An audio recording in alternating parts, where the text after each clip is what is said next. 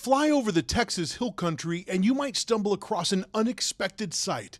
This hemp farm, where a cannabis company called Hometown Hero grows roughly 10,000 pounds of hemp a year. I typically grow around 3,000 plants a year. The farm's operations manager, Holden Highlander, says in September these plants will be harvested and turned into THC-infused gummies and oils. It'll be like a big hedge. Got it. About 9 or 10 feet tall. But by then, all this could be illegal. Texas lawmakers have voted to ban the production and sale of consumable THC products. And the company that Coast Guard veteran Lucas Gilkey started, along with another 8,000 THC stores across the state, are at risk of being shut down. This was a huge economic windfall for Texas. This industry generates $264 million of tax revenue a year. It's an industry that is thriving and creating jobs within Texas. Why would we take it away?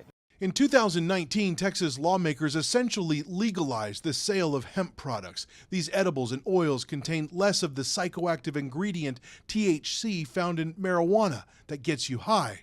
The industry is booming. One report shows that cannabis-related companies in Texas generated more than $5.5 billion in revenue last year, $2.1 billion in wages, and employ more than 53,000 people. Texas lawmakers now say the law opened the door to the sale of dangerous synthetic products. Nothing is more important than stopping a kid getting a hold of this junk. Republican Lieutenant Governor Dan Patrick has launched a tirade of criticism on the state's cannabis producers. Anybody want this bag? KOKH, you want it? I don't think you want it. Patrick claims many of the cannabis products on the market exceed legal THC levels or are made with dangerous synthetic ingredients. He flashed a bag of edibles produced by Gilkey's cannabis company. What are you, crazy? You want to go home and eat a bag of this tonight? See if you're here tomorrow? You've been sparring with the Lieutenant Governor on social media. I want to make him think about what he's doing and the people that he's harming. The Lieutenant Governor is holding a press conference and just spitting out lies like he always does. He said the ingredients, we don't know what's in it. All of the ingredients, every single ingredient are right there. The Lieutenant Governor is saying that you guys are selling poison, that you're hurting kids. Our products are sent to DEA partner labs. They go through and test our products for every single thing in them. We do everything that we are required to legally. If we had done anything wrong, I would be in jail. Supporters of cannabis producers wheeled in boxes of letters and petitions signed by more than 100,000 people, urging Governor Greg Abbott to save the industry by vetoing the ban. That no one dies from cannabis use. But there are also parents who say THC products have ravaged their families. What began as harmless habit quickly spiraled into a mental health crisis. Back on the hemp farm, Lucas Gilkey says if he's forced to shut down, he'll probably move his company to a different state. I don't understand how Texas politicians can decide they're going to create something and then on a whim 6 years later decide, we don't like how this went, we're going to completely wipe it out. They know this might be the last harvest. Ed Lavendera, CNN, Austin, Texas.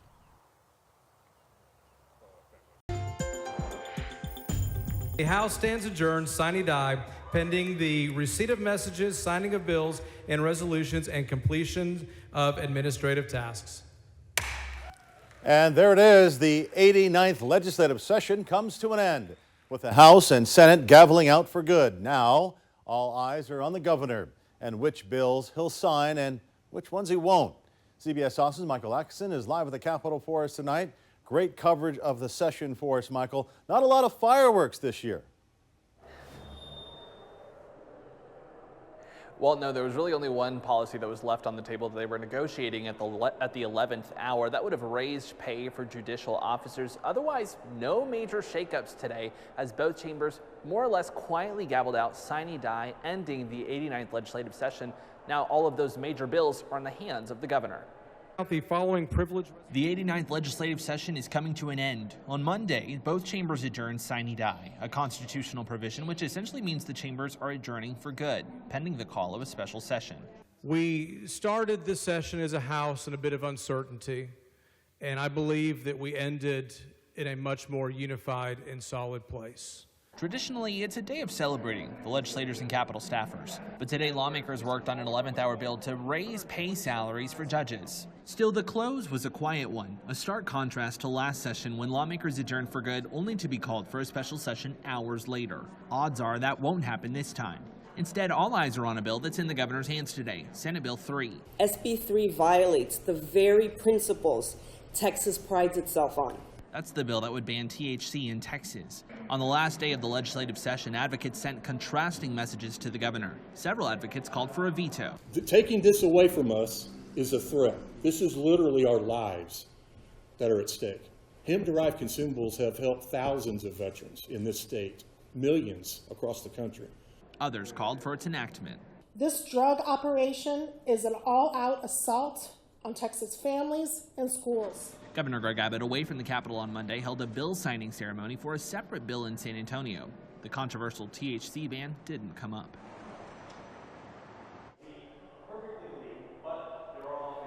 And as we reported, a special session at this point seems a little bit unlikely, but it's not outside the realm of possibilities. When it comes to bail reform, most of those bills made it all the way to the finish line, but a couple of them failed in the Texas House, so it's not entirely impossible that Governor Abbott may want lawmakers to come back, but at this point, that does not seem to be in the cards. Live inside the Texas State Capitol, Michael Atkinson, CBS Austin News. I'm News 4 San Antonio's Darian Trotter with this week's Unanswered Questions. One of the big stories we're following is the pending ban on THC. 95 ayes, 44 nays. Senate Bill 3 is passed to third reading. House and Senate lawmakers approved Senate Bill 3 last week, sending a strong message. THC has got to go. The approval generating strong reactions from both supporters and opponents.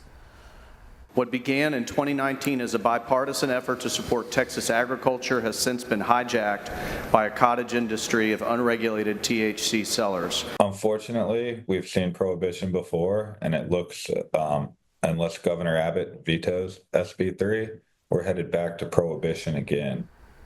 The new measure would penalize people who knowingly possess hemp products with any amount of THC with a misdemeanor that could carry up to a year in jail, while those who manufacture or sell the products would wind up facing 10 years in prison.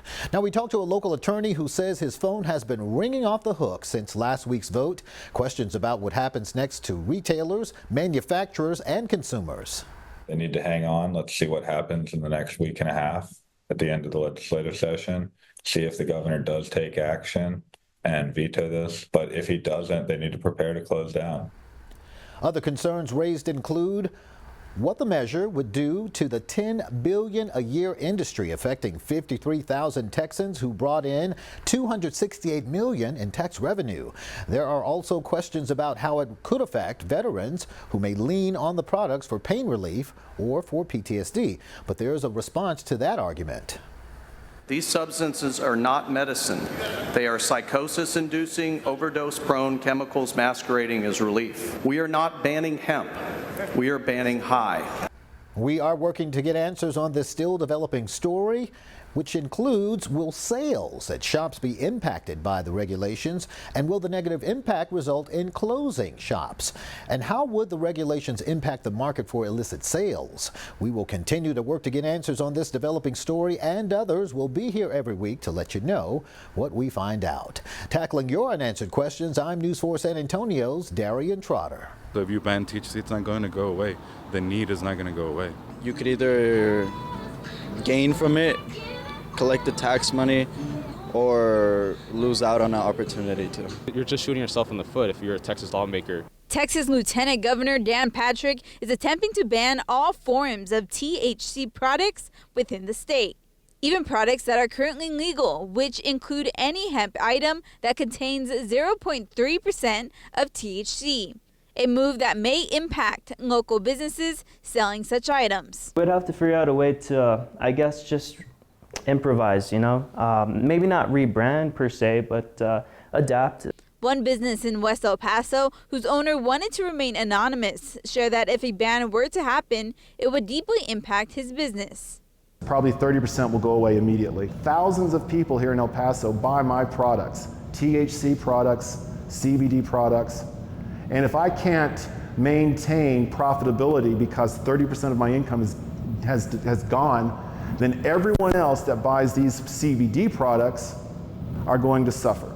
THC has been legal in Texas since 2019, but Lieutenant Governor Dan Patrick claims that retailers have been abusing the ability to sell and market THC products by increasing the limit of unsafe THC levels. In a statement, Patrick says in part, quote, dangerously, retailers exploited the agricultural law to sell life-threatening, unregulated forms of THC to the public and made them easily accessible. Stores not only sold to adults, but they targeted Texas children and exposed them to dangerous levels of THC. However, some people believe that this potential ban would impact the Texas economy even more than the lieutenant governor's concern. Just in my opinion, whether the governor wants to capitalize off making money off it or not, by removing it, he's going to remove what a lot of people use on the daily. I really think that if they want to keep the young voters to the Republican side, they should just keep on building on it. Well, Lieutenant Governor Patrick claims that this bill will pass within the Senate, both bipartisanly. However, he also hopes that the House will pass it and support the bill to become the new law. I'm live in West El Paso. Julia Spencer, KOKH 14 News at 9. And so during our 5 o'clock newscast, we asked you to chime in on our poll and tell us if you agree with banning all THC products. Take a look. This is what the poll looks like right now. So 32% say yes, while 68% do not agree. You can still participate in the live poll. Just scan the QR code that you're seeing on your screen right now. You can also find this poll on our website, KFoxTV.com. In the state of Texas, the legal status of THC products like Delta 8, 9, and 10 is complex and it continues to evolve. Texas law categorizes all forms of THC, including Delta 8, as Schedule 1 controlled substances if they contain more than 0.3% Delta 9 THC or are derived from cannabis outside federal hemp definitions. This classification puts Delta 8 in the same category as substances like LSD and heroin under state law. In the state of Texas, traditional leaf marijuana is a misdemeanor offense, while possession of a THC vape is a felony. Now, if Senate Bill 3 passes banning all THC products here in Texas, there is a possibility that traffic to nearby New Mexico dispensaries could actually increase. New Mexico has already seen a significant portion of its cannabis sales attributed to Texans traveling across the state border to purchase legally available products. For example, towns like Sunland Park, New Mexico, located just minutes from El Paso, have seen cannabis sales boom, with much of the revenue coming from Texas residents seeking products they cannot legally obtain in their home state. We spoke with a dispensary manager in Las Cruces about this possible shift. So the wave is definitely something that's been fun, something that's been calculated as well. We expected to see a new amount of people starting to trickle in, which is really cool. However, transporting cannabis across state lines is illegal under federal law without a medical card.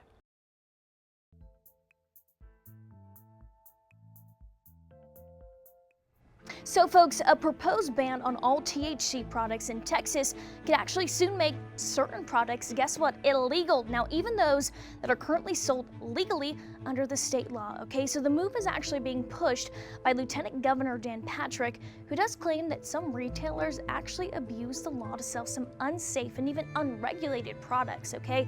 But some others, they're arguing that the ban could actually hurt the economy and even impact people who use these products every day, okay? So Julia Spencer is live now with how this potential legislation could actually affect El Paso. Hey Julia, okay, so what specific THC products are currently legal in Texas? And kind of explain to us how it would actually be proposed, this ban, and how it would impact their availability. Well, Nasaya, as of right now in Texas, there's some products that are legal here in the state. Now, Texas currently makes it legal where 0.3% of THC products are legal, and people could go out and buy them. Now, some of these products are recognized as Delta 8 or Delta 9. You might see them on some of those packaging, but that's what people could go out and buy today. But if that ban were to take place, then it won't be available anymore. So again, I know a big question on everybody's mind, right? What are going to be the economic implications, though, of a potential THC ban for businesses right here in the borderland? Well, economically, I spoke to some businesses out here who sell some of those products, and they say if all THC products were to be banned, it would not only hit their income, but also their business's profit as well. And there's actually some sound from one of the owners from one of those businesses I spoke to today. He wanted to remain anonymous, but what he said was just as important. Probably 30% will go away immediately. Thousands of people here in El Paso buy my products, THC products, CBD products, and if I can't maintain profitability because 30% of my income has gone, then everyone else that buys these CBD products are going to suffer. Okay, Julia, last question for you tonight. What are the potential social and even political consequences of this ban? Well, some people I spoke to locally around El Paso, they said they're concerned because they say if the lieutenant governor and as well as the state senate and state house, if they move forward with this, then it's honestly, quote unquote, a dumb look on their part because they are making bad implications towards not only local economies, but state economy, the state economy as well. This will impact those businesses, this will impact the consumer, not as well as people's health conditions, which they use these products for, and just business owners overall. You can take a listen to what some of those people had to say. In my opinion, whether the governor wants to capitalize off making money off it or not, by removing it, he's going to remove what a lot of people use on the daily. I really think that if they want to keep the young voters to the Republican side, they should just keep on building on it.